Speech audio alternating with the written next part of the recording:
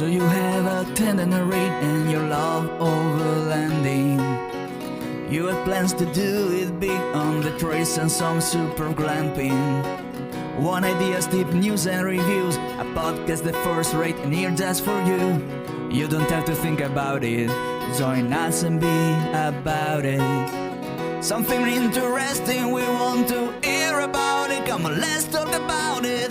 Welcome to Waypoint Overland's Random Waypoints Podcast.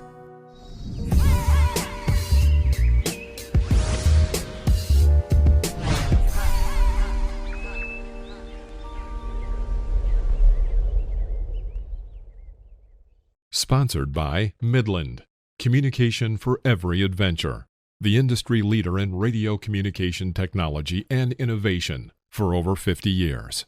Sponsored by MyMedic. Sponsored by TEMBOTUSK. Sponsored by Shower Pouch. Sponsored by DeMoss Collective, mission built and made for mobility. Sponsored by BrewTrek. Sponsored by Hard Impact Designs. Always remember, the opinion you follow should be your own.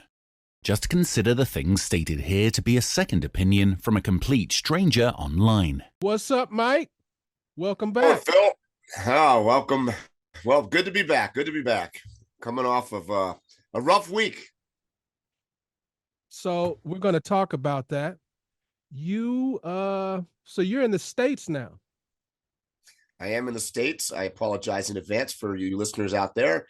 If you notice, my voice is a little raspy, and I just came off of a little bout, I think, with the flu, and I will call it post-Overland Expo traumatic voice injury. As you know, we talk a lot there, so a lot of speaking and a lot of shaking hands, and it was a tough weekend. So it's all. And by the way, somebody just told me it was Friday today. So I'm like, holy hell, that was last weekend already. Wow. It does seem like it was a few days ago and I wasn't even there. Sure does. So, is there anything that happened that stuck out to you? You mean at Probably, Overland? yes. I mean, it was kind of par for the course in Flagstaff. It was well, let me tell you, the thing that stuck out most, first and foremost, for those of you that were in attendance know this. I think I confirmed this now with I was on a panel with Roseanne Hanson, the founder of Overland Expo. I had to ask her, I go, how many years, because this is the 15th anniversary, how many years have I been here if Mormon Lake was the first one I ever went to?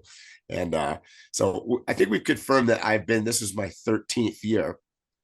And I will tell you, it was the best weather I have seen possibly at any Overland Expo I've ever been at, in any location. So that was an oddity. As you know, Phil, the weather can be sketchy at best usually. Yeah, so let's break down the weather the way you just described it. Usually when we go to Overland Expo East, you're definitely going to get some rain, at least one day of rain. It may be sunny, but you're going to get some rain during there. And it gets cold fast at night. Yeah. Mountain West is probably the hottest by far. It's burning hot every day. And it's pretty nice at night. Once it gets to about 7 o'clock, it's pretty decent, but it's very warm for that time of day. Pacific Northwest, we've had like a little bit of everything. Yeah, a little bit. Rain, dust, wind, everything. So, and it hasn't been around long enough for us to decide what the weather usually is like. Yeah. Then with West, it's usually hot during the day, nice enough to have a party or whatever, but about 2 o'clock in the morning, it gets cold as can be. And like you, I've gone to a bunch of these Overland Expos, and I've had everything from torrential rains, snow, blizzard, mud, And those are just the things that I can think of off the top of my head. And occasionally all of those in the same year. Yes. Yep. So this year it was 75-ish degrees during the day and sunny. Wow. There was a little bit of wind, but I wouldn't call it a lot. It was nice. And at nighttime, it was sweatshirts and whatnot overnight, but it never got super cold. Very pleasant. Yeah. Amazing. And what was your role at Overland Expo this year? So this year, I changed it up a little bit. Typically, in past years, I have been in the showcase and DIY section with the vehicle. This year, I shared a booth, first time ever, with TEMBOTUSK and Outdoor by 4 magazine. So I was officially in the vendor area, which was super spectacular to share the booth with those guys. It was a great time. Frank and Jerry and the crews were great. And our booth location is on concrete. And as you know, in West, it can get very dusty and stuff. So where we were located was just super ideal. Yeah, where you guys were is one of maybe 2 or 3 of the prime spots in the whole place. Absolutely.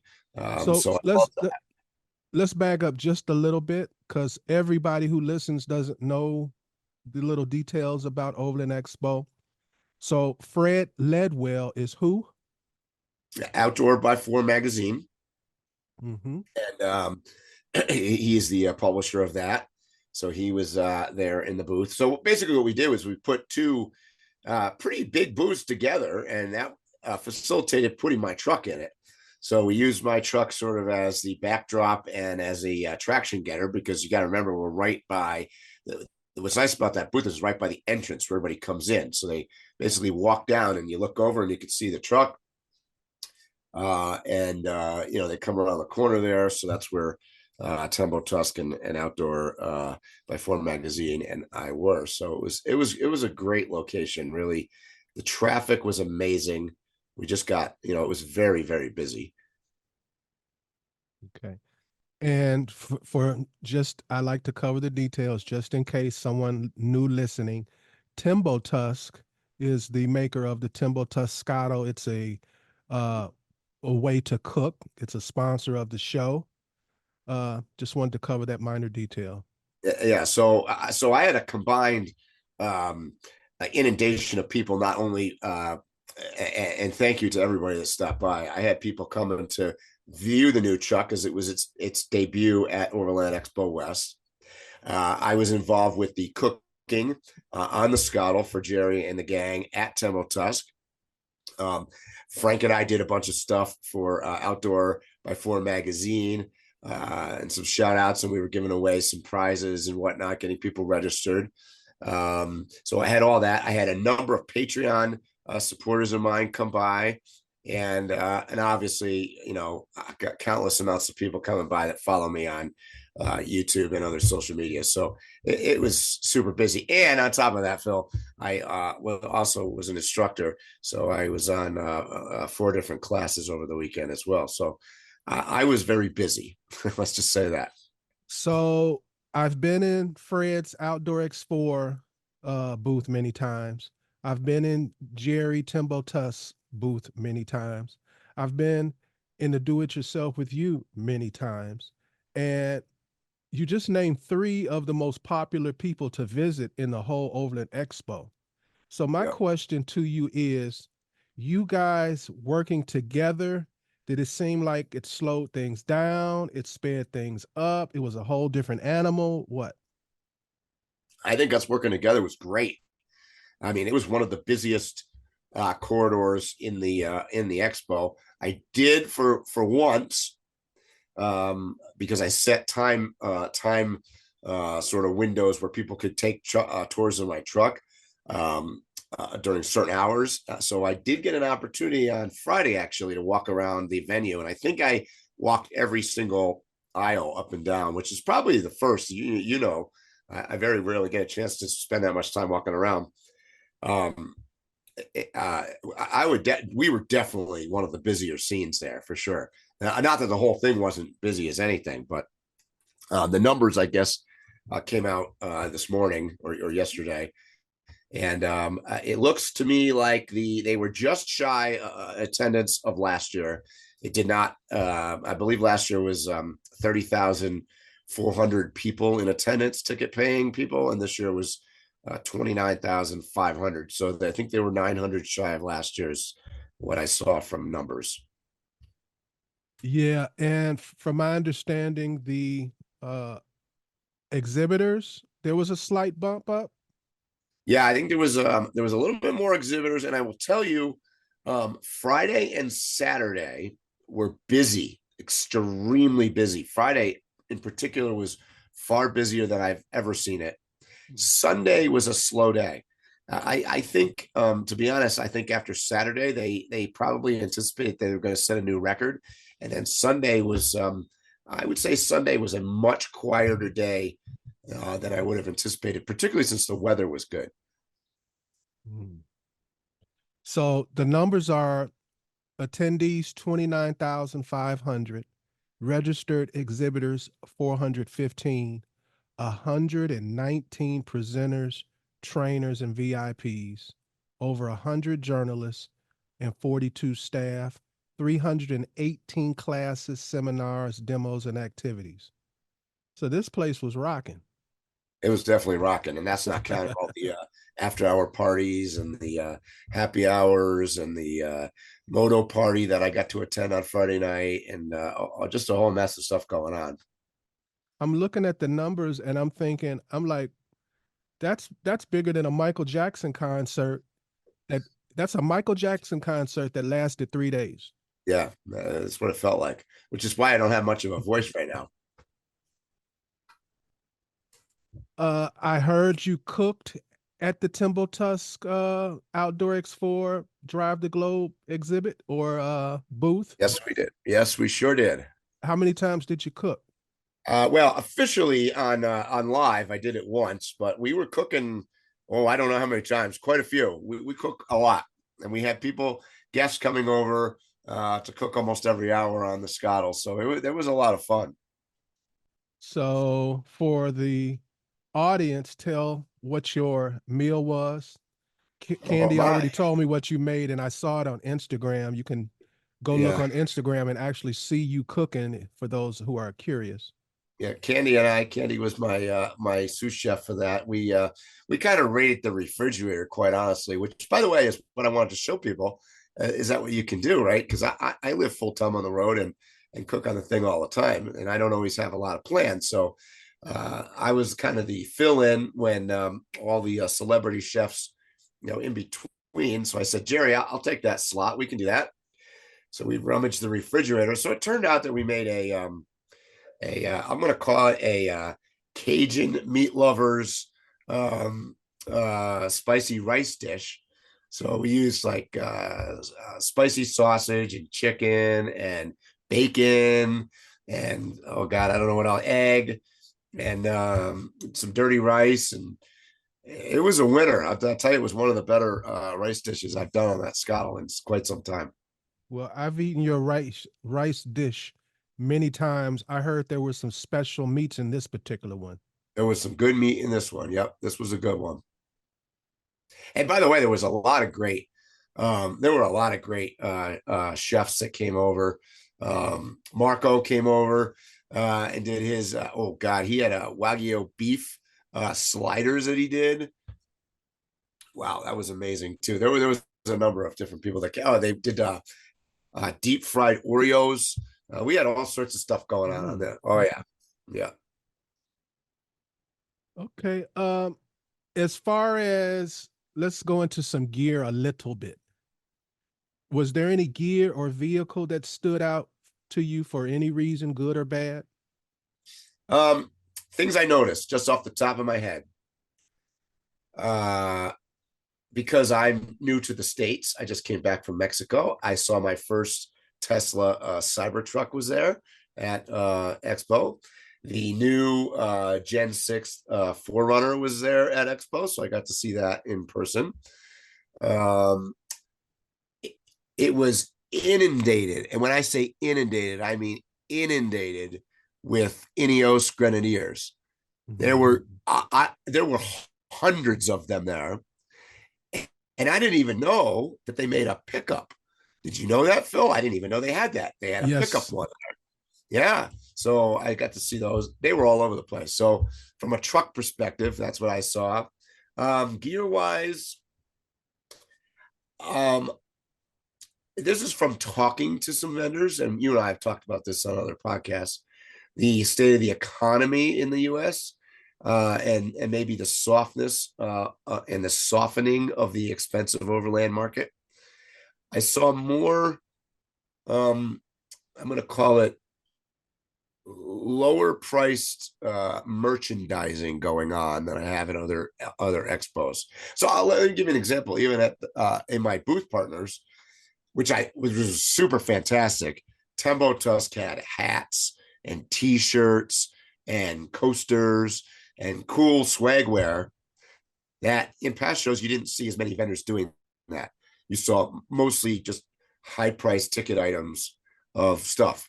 So that is probably indicative of a little bit of an economic shift where, not everybody wants to drop, thousands and thousands of dollars potentially on a trailer or and big goose gear set up inside the back of their truck or whatever.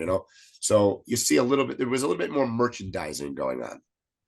So I made this prediction to you about 2 years ago, and I said in about 2 years this was going to happen, and that is the softening of the how did you state it, the more expensive stuff.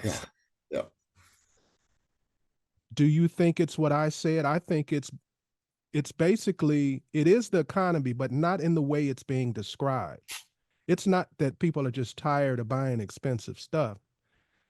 A lot of these leases, a lot of these balloon payments, a lot of these finance deals that people have made for these expensive vehicles, they're coming home to roost.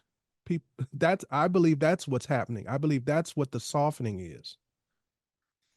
My prediction is that last year was the record attendance. Let's just take West for a second, Overland Expo West, without the rest of them. I think last year was their record attendance. Obviously, this year they didn't quite hit it. I don't think they're ever going to hit that again. I think last year was the peak. I think. Do you remember saying that? Yeah. Do you remember predicting that to me? Yeah. And I'm not saying that it's going to, drastically go down or anything, right. but I don't know where that trajectory looks like, but I think we're past the peak. I think we're on the downslope. I would agree with that. And it's not all like the gear companies and the automotive companies fought or Overland Expo's fought. It's that there's so many things. It's more the economy, and the economy in different ways. Yeah. Some people just literally don't have the time now because they're spending so much time at work. People have basically gone back to work. Those who are going back to work have gone back to work. Companies that were going to require you to come back they've all called in that card and told people to come back now. So I think that's one thing. Some people just don't have the time that they had before. Everybody I talked to, like last year, had a job where as long as they had a computer and a phone, it didn't matter where they were. Yeah. That's becoming less and less. There's also let me because you know how we do this on our podcast. We go down the path of the negative road. But let me give you the side of this that I see too. Not that it's necessarily negative, but there's been a how would I say this? It's getting a little bit watered down. Let's just say that there's more competition both in the event market space. There's more competition, obviously, in the vendor space of every kind. And the OGs, let's call it the OGs, Overland Expo being an OG, and many of the participants that have been doing it like I have for so many years, it's changed a lot. So I'm going to give you one big example that I noticed this year. Overland Expo West did not have any vehicle training. So no off-road course, no motorcycle off-road course. That's all gone. The classroom and classes offered has shrunk. And one of the things that contributes to, interestingly enough, I was on a panel. One of my classes was a panel on overlanding and conservation, and I was maybe over my head, intimidated, because my panel mates were none other than Roseanne Hanson, the founder of Overland Expo, the Arizona, or don't quote me on this because I think this is her title, but the Arizona director of Tread Lightly. Let's just put it this way: everybody that was anybody in the world of conservation was on this panel, and me, who was like a full-time overlander. So I guess that I was that guy. But we talked about this, and one of the things Roseanne actually brought up was, from the old days of Overland Expo, it was always about training, and people would come and learn and go to classes, and then even do hands-on with their vehicle and drive, and they would learn how to correctly drive an overland rig. And then when they took that out into the wilderness, they knew, it's not all about power. It's, you don't park on grass and dry grass. You learn all these concepts. And the problem is if this stuff is taken away, because we were talking a lot about conservation and, trails getting closed due to trash and toilet paper all over the place, and people tearing it up with side-by-sides and all this other destruction that's going on. Well, a lot of this is like, people are just uneducated. And since the pandemic, there's been more and more people going out into the wilderness, and they just don't know. A lot of these people don't know. So now, if you take a big organization like Overland Expo, that not only has a lot of people that attend it, but also has influence over other events that are not theirs, but people tend to copy them, right? And they have gone a direction of steering farther away from, let's just cut to the chase. It's become almost SEMA in a field. I would agree with that. Yeah. So where do we go from here? And, I don't have all the answers, but I will tell you that was one of the things that I noticed. They sent me a thing to give my feedback on the event. And that's one of the things I said. I go, I'm seeing a shift away from education, and a shift away particularly from in-vehicle education. And that worries me a lot. There's also another part too. There are only, you mentioned the old days. Back in the day, you'd go to events like this, and what made it special was everybody was this unique person. And what I mean by that is that they had a passion and a love for travel and getting out there. We were all on the same exact page, and there wasn't too much of a variance other than where you wanted to go. Now, what has increased the numbers was, one, the COVID and the freedom that a lot of people had for the first time, but they weren't truly passionate about it. So in my opinion, there'll always be that 20% of us who this is life. This is everything to us. And the whole other 80% is going to rotate out. It's going to be people, hey, I think that's cool. Try it for a year or two and move out. I think that's what's going to happen moving forward. There's less focus on travel, and there's more focus on tweaking trucks. I mean, I think that's the big difference, is that the focus has been on gear, and maybe not so originally. Let me use my booth mate again as an example. TEMBOTUSK, the Scottle, that was created for a need Jerry created this for a need, right? He wanted to have a perfect cook gear to do what? To be able to travel with and go out and use it. But what has shifted is I see a lot of new swag involved with tweaking vehicles. It's not necessarily about travel. And you and I have talked about this a lot, particularly some of these crazy upgrades that they do, I could show you pictures. I walked around the thing of some of these things, and let's be cut to the chase. They're coming in on a flatbed. These trucks and things are being transported to Expo on a flatbed, put in a booth, put their tires up in the air, highlighting whatever product it is. End of Expo on Sunday, they roll those suckers out, put them back on the flatbed, and back they go to wherever. You can't.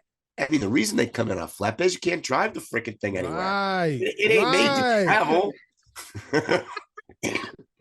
Right. Right. Yes. I told you guys I was going to cough. Oh, hold on. You are so right. I cannot believe it. But that's not a new thing. Me and you and others, usually we hang out after on Sundays once things are shutting down. And we're usually right there by the road, so we can see every vehicle coming and going.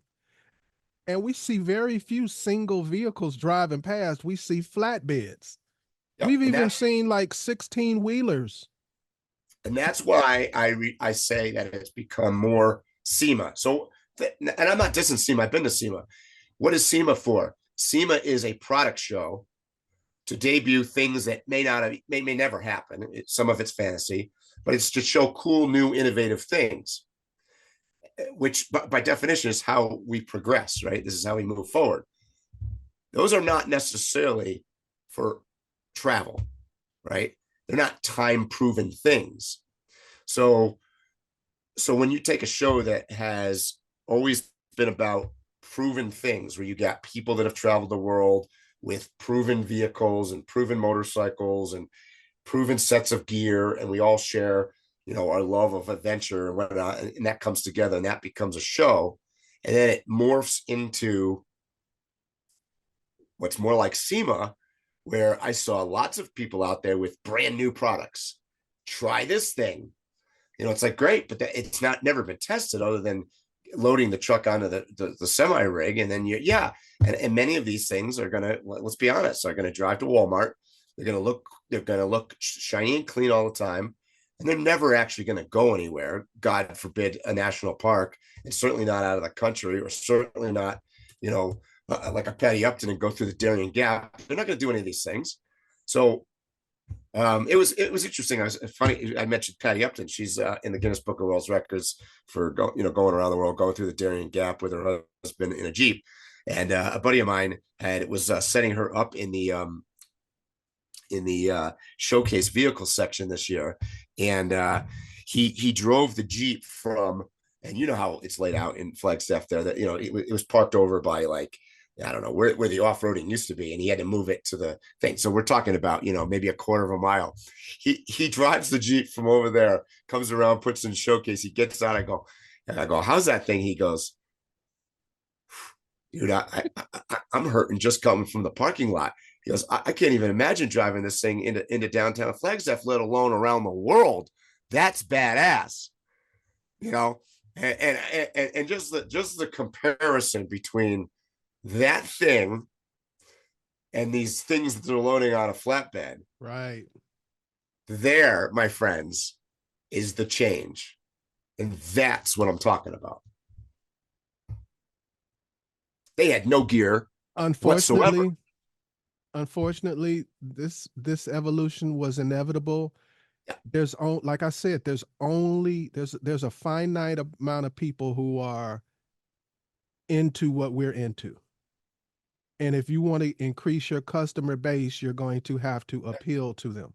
Yep. And most people see a shiny new thing and hey, let's go. The question I have and the OGs, they were all here, Graham Jackson and all the regulars, Scott Brady and, Marco and Mario and, all the people that we've known over the years. I mean, they're all still there. We're all there. We're just diluted, right? The question I have, and this begs, because I'm going to tell you, just trust me when I tell you there's going to be more Overland Expos. There's going to be more. So my question is, and the problem is dilutes it further, right? Because at some point, take any vendor, name a vendor, they can only afford to go to so many shows. And they can only afford to travel a certain amount of days a year, right? They got to, at some point, they got to be back making their product, right? So, and obviously there's competition out there. There's other events going on. So it's interesting. So this is a rhetorical question. Is Overland Expo trying to do more events with less attendance? Or do they think that they're going to be able to do more events and get even bigger attendance at each one? I don't know. But I will tell you, stay tuned. There's going to be more than 4. And there's going to be, and it's going to be more competition, because I'm aware of like a couple other events that haven't even been announced yet that are going to be on your horizons that are coming at you very quickly. So, and obviously there's a room now for what I'm going to call the old school Overland Expo, for somebody to start doing an old school one that more focuses on what we used to focus on 10 years ago. So it'll be interesting to see what happens. Well, I've heard the rumors of everything that you said. Not only that, I've actually gotten media invitations to some of these things. We've even discussed some of those offline. I think that's a direct correlation to, I believe that's the reason they're going to do the other ones. Because some people, the mentality is, well, if I live in Chicago, I'll go to I don't want to mention other people, right. But there's one in the Midwest that's very popular. I'll go to that one. Yep. And after I've gone to that one, I'm not going to drive all the way to West or East or whatever. So, and a feeling like that has become geographic. Right. But I believe they're doing like what Amazon does. They'll get into a market basically to squeeze you out. Right. So but how do you have vendors? But okay, but like let's take hopefully Jerry doesn't listen to this. No. Let's take Jerry at TEMBOTUSK as example. I mean, there's going to be a limit at how many events that he can possibly attend. Right. So what happens when Overland Expo has 12 locations? I mean, Jerry can't do all of those. And I believe a lot of vendors will be in that situation. I agree. All of them probably. But that will open up room for some of the people who go to these other events who are exhibitors to join the expo family. Maybe. So maybe I'm ABC Motors and I don't have the time or logistics to go to West, but I can go to the one in Pennsylvania. I'm thinking that the lesser ones, they can't charge as much as the bigger ones. How does that work for the customer? How does that work for us as people, right? I don't think it does work for the customer. It's an attraction to the vendors, though. Overland Expo has become like Soho in New York City. Pretty much, if you are in fashion, you can be selling stuff all over the world, but you're nobody until you have a store in New York, a flagship store. So Overland Expo, in my opinion, has become like that flagship place. You're not a real vendor in the Overland community unless you exhibit. Well, for sure. They're the premier event, right? Because they've done it well. I mean, and even through the transitions from Jonathan and Roseanne to Lodestone to Emerald now, it's improved from an organizational standpoint. There's no question. It's a professional operation.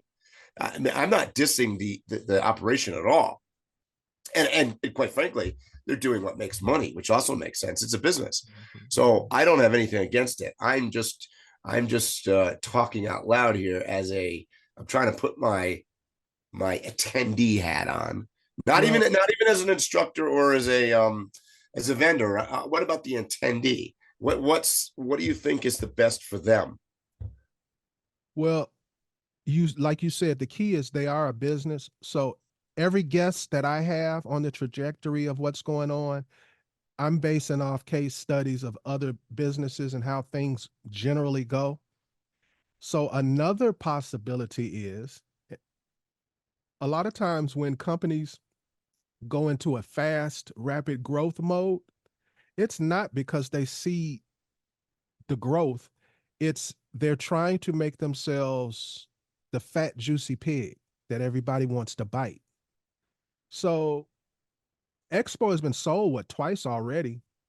They might be just plumping up the pig to sell it to the next company. That also could be one of the things. Yeah, the other thing I noticed is it looks like what's going to happen is that each of these are going to be branded as Overland Expos, but from what I can tell, each location are going to be unique and different. Whereas before they were all the same, right? They tried to do the same program in each venue. So I'll give you an example. So in Pacific Northwest right now, they are testing out a new, I don't know what they're going to call it. I haven't looked online. The Overland experience where you get to drive. That is actually going to happen in Oregon. It did not happen in West. So they're testing out potentially doing each event as different. So in fact, they were marketing, if you want to, do the experience, go to Pacific Northwest, don't go to West. So that's a little bit different. And it's possible that some of these are going to become more SEMA based, where I'm not even sure that there's not going to be an Overland Expo that might be indoors. Wow, that would be weird. It would be, but I can see that happening. I think what they're doing a little bit is testing different modes of operation and seeing which ones work, and potentially in different places they may work differently. So that'll be interesting to keep a thing on. I've heard rumors that speaking of sales, that there is some concern, I think, about Pacific Northwest. I don't think it's done as well as they anticipated it doing from the beginning, and I think that we may see a soft year there. That's some of the rumor I've heard. And what do you mean a soft year?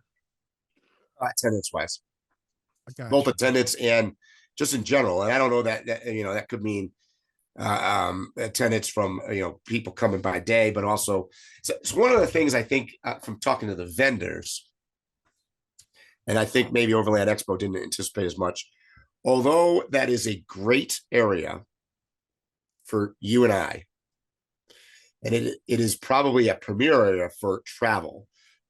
What did we just end up talking about? That's not the focus, right? It's not a great area for a trade show. That makes a lot of sense to me. It's too far away. So Arizona is a better location. Quite frankly, so is Colorado. It's far out. There's a lot of vendors that are coming out of the Colorado, Arizona area, Southern California. So I never thought about that, but I believe you're so on point on what you're saying, because I really don't. If I had to, in a rush, get to Bend or Redmond, Oregon, I would not enjoy that drive. Right. I enjoy the drive because me, I'll take 2 days to drive that 8-hour drive. That's right. But think about it. It's not. It's like hours away from I-5. The bread and butter, Phil, is vendors, right? Vendor fees, the vendors paying, and day pass people. So if you got to bring all these vendors in, if it's farther for vendors to get to. So once again, let's throw Jerry under the bus at TEMBOTUSK. his setup in Oregon is not as big as the one in Flagstaff, right? Flagstaff is closer. He's got a smaller setup. So obviously there's less dollars involved in Oregon. And he's not alone. I mean, that's true of a lot of different vendors. And then day pass people, your population density, say in Flagstaff. I mean, think how close you are to Phoenix and the major metropolitan areas.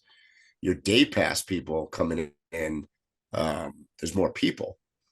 Yeah, because like West, one of the things for the general public that is great is you literally are a few minutes away from downtown Flagstaff, Arizona. Every There's tons of accoutrement, hotels, yeah, tons of restaurants. Yep. whatever you want is I can go to Whole Foods, I can go to Apple, I can go to McDonald's, whatever. Yep. And then I can drive 5 minutes and I can be in the forest and take the forest and continue on all the way down to the border of Arizona. I mean, it's ideal. I camped out the day after in Flagstaff down in the BLM land. It was great. But yeah, you're right. I mean, and not that Redmond doesn't have that, but Redmond does not have the facilities that Flagstaff has. Bend does, but Bend is not right there. Bend's still, half an hour or more away. But the big difference is you have 40 running right through Expo.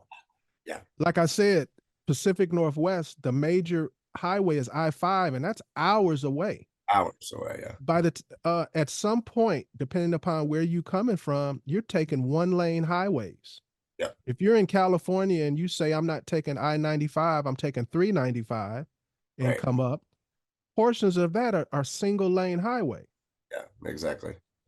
Yeah, it's good. It's a great point. And I think that's the difference.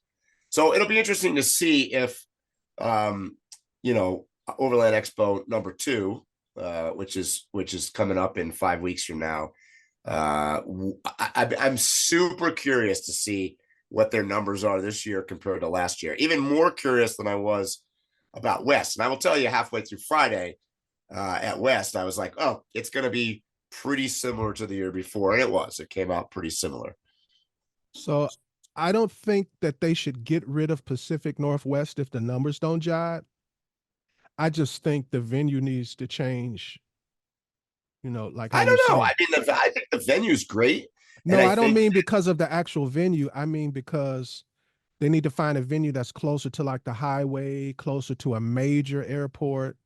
Yeah, I don't know. Yeah, I mean, I don't know. Maybe they just changed the model and it's a smaller event. Maybe smaller event. For all we know, maybe they're looking to do smaller events, more of them. I don't know. I don't really know what the concept is. So we'll see. I'm not going to say their names on air, but like I told you, I've been invited to some of these new things that are popping up. Yeah, I have as well. And then there are some that are already in place that have been running for a few years now that are actually pretty popular and everything.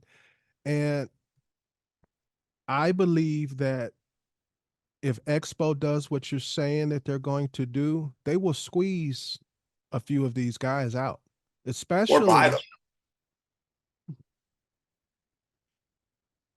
I mean, that's an option too.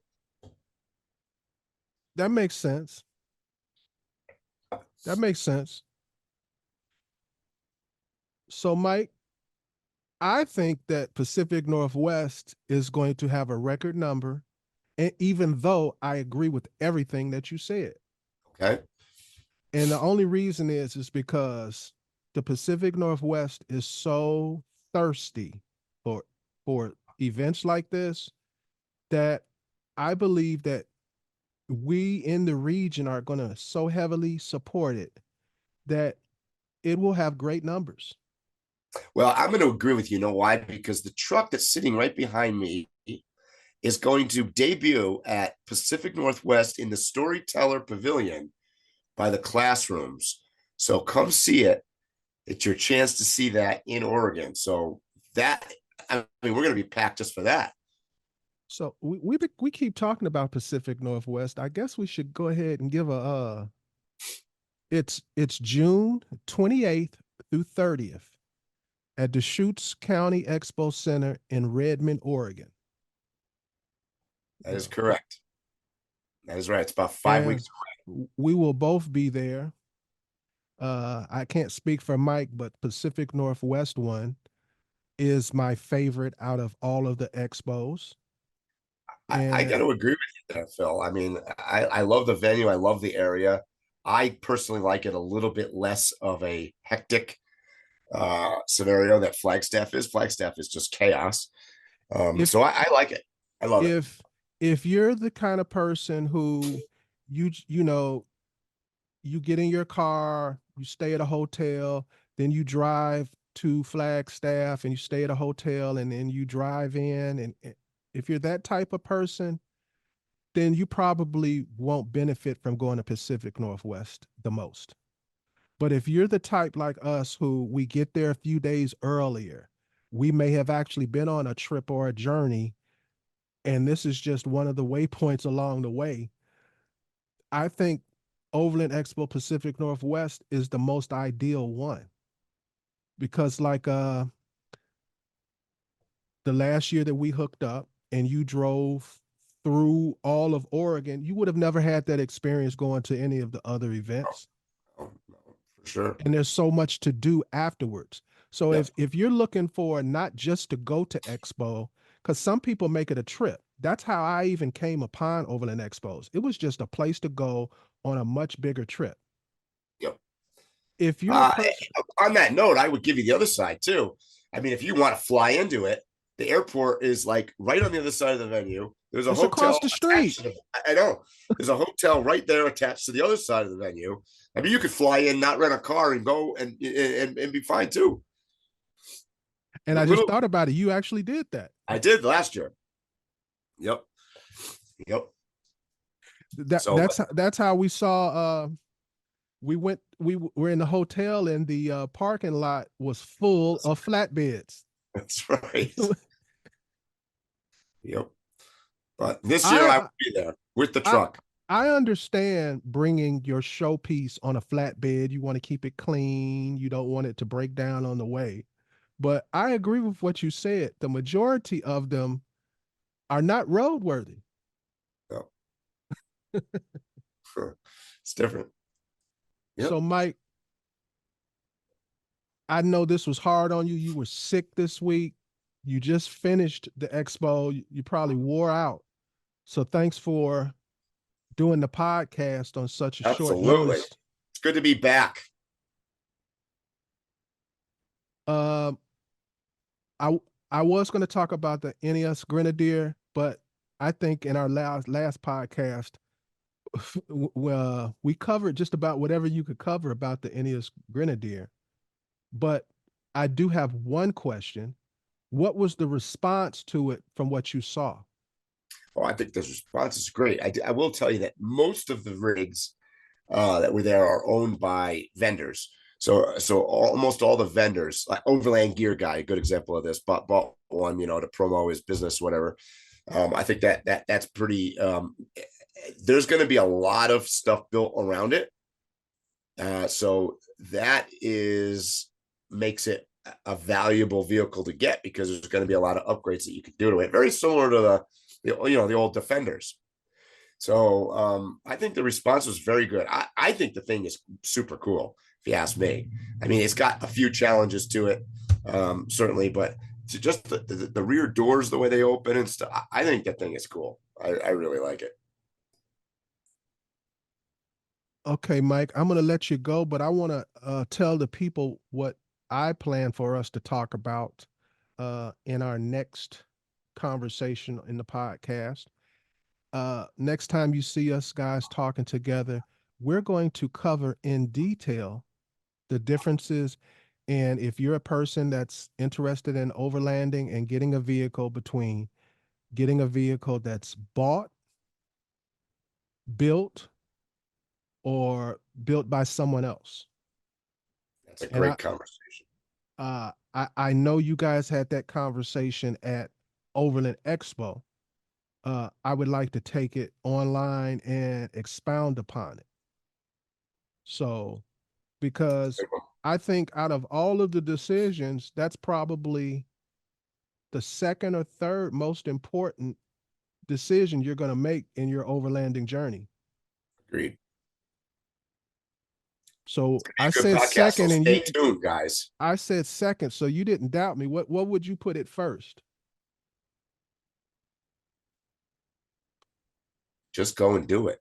I always put that first. It's not what So you're we're going kind of the same. I believe the first is planning to put yourself in a situation to be able to do it. Do it. That's right. Yeah. Yep. Any last words, Mike?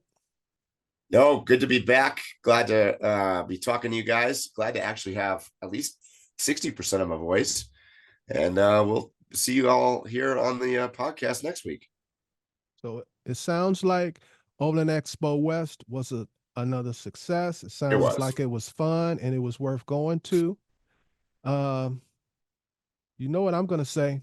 Stay safe, tread lightly, and hopefully we'll see you here or on a trail soon. You have been listening to Waypoint Overland's Random Waypoints. Like, subscribe, and stay tuned for more.